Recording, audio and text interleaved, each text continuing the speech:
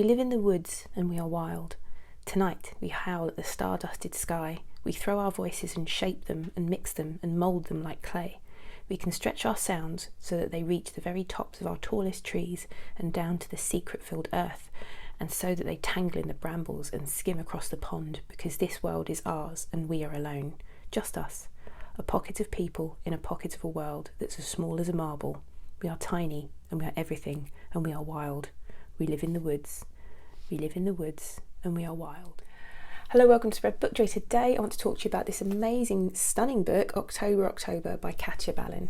If you're new to the channel, I'm Jack, and if you're not new, welcome back to Spread Book Joy. And this is one of my favourite middle grade reads of the year, easily. This is about a girl called October who lives in the woods with her father. And as you heard from that small snippet that I read for you, they live in the woods and they are wild and they are free. So they have a house in the woods in a clearing. October has lived there her entire life. She goes into town occasionally with her dad when they have to get things that they need, but she doesn't like it. She doesn't like the noise, doesn't like the people. She loves nature. She's hugely imaginative and adventurous and very practical, and her and her father absolutely love their surroundings, and they make campfires at night and they howl at the moon, and they've got all these rituals that they have with each other, and she lives a very happy, fulfilled life, or so it would seem. On her 11th birthday, she finds a baby owl and she starts to care for this owl.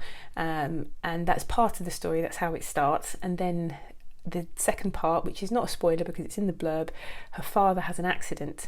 And so the woman who calls herself her mother, which is how October refers to her mother, has to look after October. And I think she'd left them when she was about 3 or 4 years old, and so October has never wanted anything to do with her mother, even though her mother has attempted to contact her. She writes letters to her, she comes to visit, and October just doesn't want anything to do with her. As the story unfolds and she's living with her mother, October is taken out of her comfort zone, out of the woods, and into a different life entirely. The writing in this book is just beautiful. It is an absolutely stunning read. I really enjoyed Katya Balen's descriptions of the nature, of the woods. It's told in first person narrative, so we're seeing it all through the eyes of October, and her love for animals and for the nature and the woods and the wild really comes across. And she's also got this huge imagination that she employs when she goes scavenging. So she finds things buried in the forest. She finds old bits of what she considers treasure, and she, in her mind, she makes up these stories.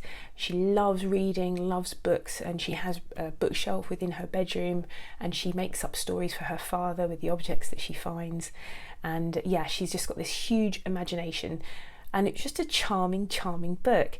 I can see this being a sort of modern children's classic in a way, and it's really made me eager to read more work by this wonderful author. This cover is absolutely stunning, and it's illustrated by the artist Angela Harding. It's got these amazing etchings, and the book is illustrated throughout. You'll find her pictures throughout the book like this, which is what I always love about middle grade. Middle grade books are just so beautiful these days. I'd like to talk about it a bit more, but there might be a few minor spoilers in what I'm about to say, so if you don't want them, then please, I'll put a timestamp in the description so you can skip these minor spoilers. But what I thought we were going to get here was a story of a child who's seeing her world as magical and wonderful, and once it's sort of stripped away from her, we as the reader see that she's like an unreliable narrator, and that her life with her father in the forest is actually not that great. But that's not what we got here. What we got was a child who is, traumatized by her mother leaving, traumatized by the accident her father has had. She goes to live with her mother in London, and she's made to attend school for the first time. And I thought we were going to have a story of, bullying and trauma, and that's not what we got. What I got was a book about a girl who goes to school, who discovers the power of friendship in school. She discovers that she has more in common with her mother than she realised, and that even though she doesn't want to live in London, and she doesn't want to stay with her mother in London all the time, she can have two lives, and she does eventually go back to the forest. And I just thought it was really nice to show that not having a conventional sort of lifestyle and upbringing is not always a bad thing. Okay, so yeah, I really enjoyed the perspective that this book had on having a childhood where she's homeschooled and she lives, you know, a really unconventional life and childhood, unconventional by today's terms, and also that school wasn't full of children who wanted to pick on her. She initially thinks it might be, but it's not, and she finds friendship. So I was really pleased that that wasn't the story that this became.